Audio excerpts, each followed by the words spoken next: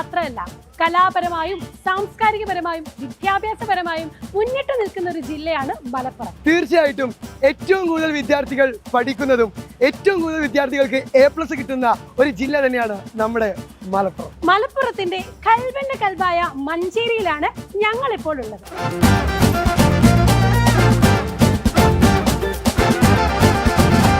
അപ്പൊ അതാണ് നമ്മുടെ പുതിയ സ്റ്റാൻഡ് വരുന്നത്. അവിടെയാണ് നമ്മള് IGBT സ്റ്റാൻഡ് വരുന്നത്.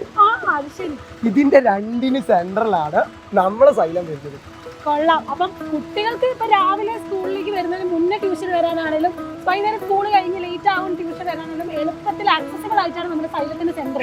തീർച്ചയായിട്ടും ഈ പാരന്റ്സിന് ഏറ്റവും കൂടുതൽ ടെൻഷൻ ഉള്ള സാധനം ഈസി ആക്സസിബിൾ ആണോ നോക്കാനാണ്. അത് ഏറ്റവും അനുയോജ്യമായ സെന്റർ തന്നെയാണ് നമ്മുടെ സൈലന്റ് സെന്റർ. അതെ, അപ്പൊ കുട്ടികൾക്ക് എത്രയും എന്താണ് ആക്സസിബിൾ ആണ്. അപ്പം എന്താ ഇവിടെ അടുത്തുനിന്ന് മറ്റു സ്കൂളിൽ നിന്നൊക്കെ വരുന്ന കുട്ടികളുണ്ടാവും അല്ലേ?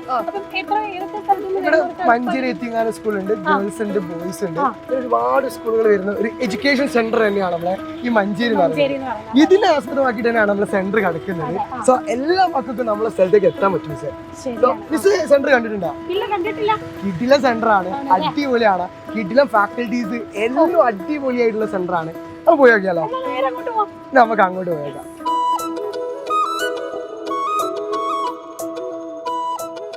സൈലത്തിനെ കുറിച്ച് പറയാന്നുണ്ടെങ്കിൽ നമുക്ക് കുറേ പറയാനുണ്ട്. അപ്പം ഇവിടുത്തെ one of the main highlight എന്ന് പറയാന്നുണ്ടെങ്കിൽ ഇവിടുത്തെ ടീച്ചേഴ്സാണ്. എല്ലാവരും ഭയങ്കര അടിപൊളിയായിട്ട് എല്ലാവരോടും ഭയങ്കര കമ്പനി ആയിട്ടാണ് ക്ലാസ് എടുക്കുന്നത്. പഠിത്തത്തിൻ്റെ കാര്യമാണെങ്കിലും നമ്മൾ സ്ട്രെസ് ആണെങ്കിലും എന്ത് ഓപ്പൺ ആയിട്ട് പറഞ്ഞാൽ അതിന് നമ്മളെ കൂടെ നിന്ന് നമ്മളെ പഠിത്തം മുന്നോട്ട് കൊണ്ടുപോകാൻ വേണ്ടിയിട്ട് സഹായിക്കുന്നുണ്ട്. സൈലത്തിൻ്റെ ഓൺലൈൻ ക്ലാസ് എങ്ങനെയാണോ അതേപോലെയാണ് അവിടെ ഓഫ്ലൈൻ ക്ലാസ് വരുന്നത്. കുട്ടികളെ മാക്സിമം സ്ട്രെസ്ഡ് ആക്കാതെ അത്യാവശ്യം നല്ല ക്ലാസ്സസ് ആണ് പ്രൊവൈഡ് ചെയ്യുന്നത്. ഇവിടെ ഏറ്റവും ഹൈലൈറ്റ് ആയിട്ടുള്ള ഒരു പ്രോഗ്രാമാണ് RDX എന്ന് പറഞ്ഞാൽ റേസ് ഡെയിലി വിത്ത് സൈലം. അതെന്ന് പറയുകയാണെങ്കിൽ ഇവിടെ 1 വീക്കിൽ എപ്പോഴും നടക്കുന്ന ഒരു എക്സാമാണ്. ആ ഒരു എക്സാം എഴുതോടുകൂടി ലൈക്ക് എല്ലാ വീക്കും ഇങ്ങനെ നടക്കുമ്പം പേഴ്സണലി എനിക്ക് എന്തുണ്ട് നമ്മുടെ സെക്കൻഡ് ടേമിലെ എക്സാമിനേഷനും മോഡൽ എക്സാമിനേഷനും ഒക്കെ സെയിം ക്വസ്റ്റ്യൻസ് തന്നെ റിപ്പീറ്റ് ചെയ്ത് വന്നിട്ടുണ്ട്. സൈലത്തിൻ്റെ സ്റ്റഡി മെറ്റീരിയൽസും ക്ലാസ്സസും ഒക്കെ എൻഡിലായപ്പോൾ നല്ല യൂസ്ഫുൾ ആയിട്ടുണ്ട്. അഡ്മിഷൻ ടൈമിൽ ഞങ്ങൾക്ക് മെറ്റീരിയൽസ് കിട്ടി, അതുപോലെ തന്നെ റിവിഷൻ മൊഡ്യൂൾസ് കിട്ടി, അതുപോലെ തന്നെ ലാസ്റ്റ് എക്സാമിൻ്റെ ടൈമിലോട്ട് ഞങ്ങൾക്ക് അത്യാവശ്യം നല്ല പ്രീവിയസ് ഇയർ ഒക്കെ ഉള്ള ക്വസ്റ്റ്യൻ ബാങ്ക്സ് ഞങ്ങൾക്ക് കിട്ടി. അതൊക്കെ ഭയങ്കര യൂസ്ഫുൾ ആയിട്ട് തോന്നി.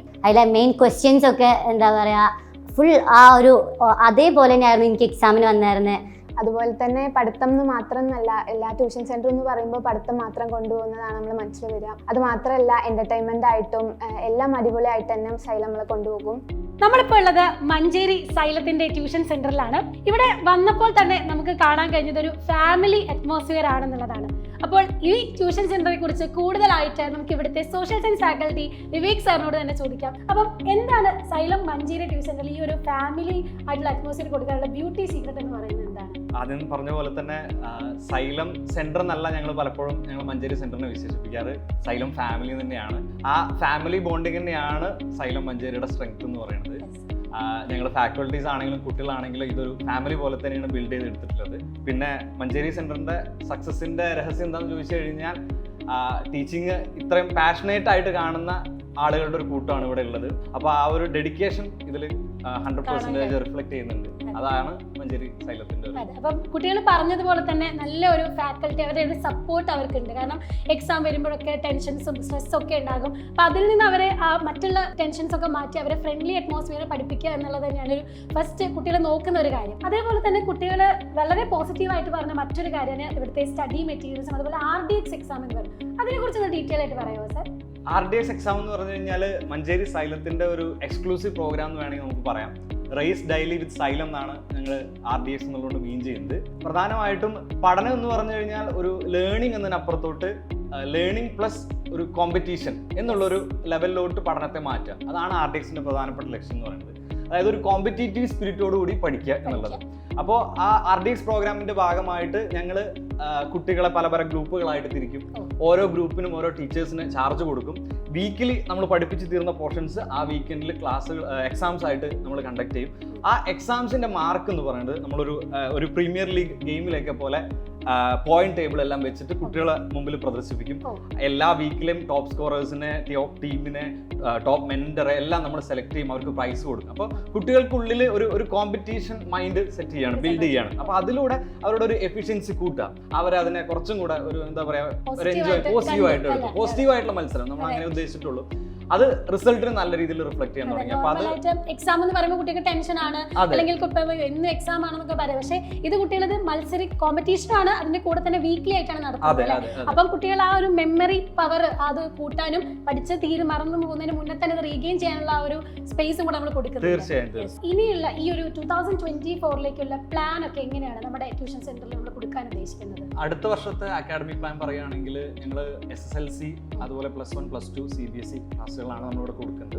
അത് നമ്മൾ കൃത്യമായിട്ട് ഓരോ മാസത്തെയും പഠിപ്പിച്ചു തീർക്കുന്ന പോർഷനുകൾ കൃത്യമായിട്ട് ഷെഡ്യൂൾ ചെയ്തിട്ടുണ്ട്. അതോടൊപ്പം തന്നെ എല്ലാ മാസവും പാരൻസിനെ നമ്മൾ വിളിച്ച് ഇവിടുന്ന് ഇന്ററാക്ട് ചെയ്യും, അവരുടെ പഠന കാര്യങ്ങൾ അപ്ഡേറ്റ് ചെയ്യാനുള്ള പ്ലാനും ഉണ്ട്. പിന്നെ അതോടൊപ്പം തന്നെ നമ്മൾ എല്ലാ ക്ലാസ്സുകളിലും ഇൻക്ലൂഡിങ് CBSE അടക്കം നമ്മൾ മെറ്റീരിയലുകൾ കൊടുക്കുന്നുണ്ട്. പിന്നെ +1 ചേരാൻ പോകുന്ന കുട്ടികളെ സംബന്ധിച്ച് മലയാളം മീഡിയത്തിലൊക്കെയുള്ള കുട്ടികളുണ്ടാവും. അപ്പോൾ അവർക്ക് +1 NCERT കിടക്കുന്നതിന് മുന്നായിട്ടുള്ള ഒരു ബ്രിഡ്ജ് കോഴ്സും ഞങ്ങൾ പ്ലാൻ ചെയ്യുന്നുണ്ട്. ബ്രിഡ്ജ് കോഴ്സും നമ്മൾ കൊടുക്കുന്നുണ്ട്. പിന്നെ സൈലത്തിലെ എല്ലാ സെന്ററിലും പോലെ തന്നെ എലിജിബിൾ ആയിട്ടുള്ള കുട്ടികൾക്ക് നമ്മൾ സ്കോളർഷിപ്പോട് കൂടിയിട്ടാണ് അഡ്മിഷൻ കൊടുക്കുന്നത്. അപ്പോൾ കുട്ടികളെ ഓഫ്ലൈൻ ട്യൂഷൻ സെന്ററിലേക്ക് വിടുമ്പോൾ പാരന്റ്സിന് ഒരുപാട് കൺസേൺസ് ഉണ്ടാകും. കാരണം ഒരു കുട്ടി ഓഫ്ലൈൻ ട്യൂഷൻ സെന്ററിലേക്ക് വന്നു കഴിഞ്ഞ് പിന്നീട് എന്തൊക്കെ മാറ്റാൻ അവർക്ക് ഡെവലപ്മെന്റ്സ് ഉണ്ടാകുമോ എന്നുള്ളതൊക്കെ.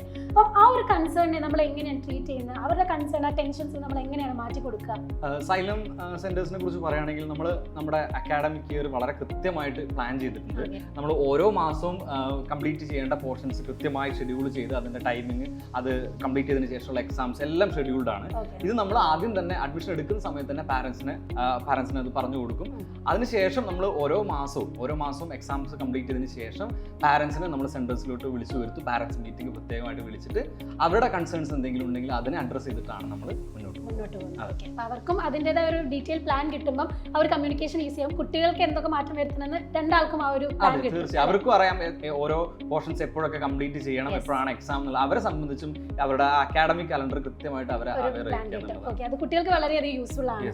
അപ്പം നമ്മുടെ ഓഫ്ലൈൻ ട്യൂഷൻ സെന്റേഴ്സ് ഒക്കെ അഡ്മിഷൻസ് ഒക്കെ ഓൾറെഡി തുടങ്ങി അല്ലേ? അപ്പം എങ്ങനെയാണ് ഇതിന്റെ അഡ്മിഷൻസ് ഒക്കെ, അതിന്റെ ഡീറ്റെയിൽസും കാര്യങ്ങളും തുടങ്ങിയിട്ടുണ്ടോ? അഡ്മിഷൻസ് ഓൾറെഡി സ്റ്റാർട്ട് ചെയ്തിട്ടുണ്ട്. സീറ്റ്സ് ഓൾമോസ്റ്റ് ഫിൽഡ് ആണ്. ഇനി വളരെ കുറച്ച് സീറ്റുകൾ ബാക്കിയുള്ളൂ. അപ്പോൾ ഇനി +1 +2 ക്ലാസ്സുകളിലൊക്കെയാണ് അഡ്മിഷൻ എടുക്കുന്നത്. SSLC ആണെങ്കിലും കുറച്ച് സീറ്റുകൾ, SSLC ഇനി വളരെ കുറച്ച് സീറ്റുകളെ ബാക്കിയുള്ളൂ. അപ്പം എത്രയും വേഗം തന്നെ അഡ്മിഷൻ എടുക്കാൻ താല്പര്യമുള്ളവർ എടുക്കുക എന്നുള്ളതാണ്. അപ്പം ക്ലാസ്സസ് എപ്പോഴായിരിക്കും നമ്മൾ സ്റ്റാർട്ട് ചെയ്യുന്നത്? ക്ലാസ്സുകളെല്ലാം നമ്മൾ April 1st വീക്കോട് സ്റ്റാർട്ട് ചെയ്യും അല്ലേ? ഓക്കെ. അപ്പം അതിനെ പറ്റിയുള്ള വ്യക്തമായ പ്ലാൻ ഒക്കെ ഇവിടെ ഓൾറെഡി സെറ്റ് ആണ്. സൈലത്തിലേക്ക് വരുന്ന കുട്ടികൾ ആ വരുന്ന പോലെയല്ല, പിന്നീട് അവരുടെയുള്ള മാറ്റം എന്ന് പറയുന്നത് ഓരോ ലെവലും അവർ പടിപടിയായിട്ട് ഡെവലപ്പ് ചെയ്തുകൊണ്ടിരിക്കുകയാണ്. ആ മാറ്റങ്ങൾ എങ്ങനെയാണ് എന്നുള്ളത് ഇവിടുത്തെ സാർ പറഞ്ഞാൽ നിങ്ങൾക്ക് മനസ്സിലായി കാണും. അപ്പം സൈലം മഞ്ചേരി ട്യൂഷൻ സെന്ററിലേക്ക് അഡ്മിഷൻ ഉറപ്പാക്കാൻ താല്പര്യമുള്ളവർ, ആഗ്രഹിക്കുന്നവർ എത്രയും പെട്ടെന്ന് തന്നെ താഴെ കാണുന്ന നമ്പറിൽ കോൺടാക്ട് ചെയ്യുക.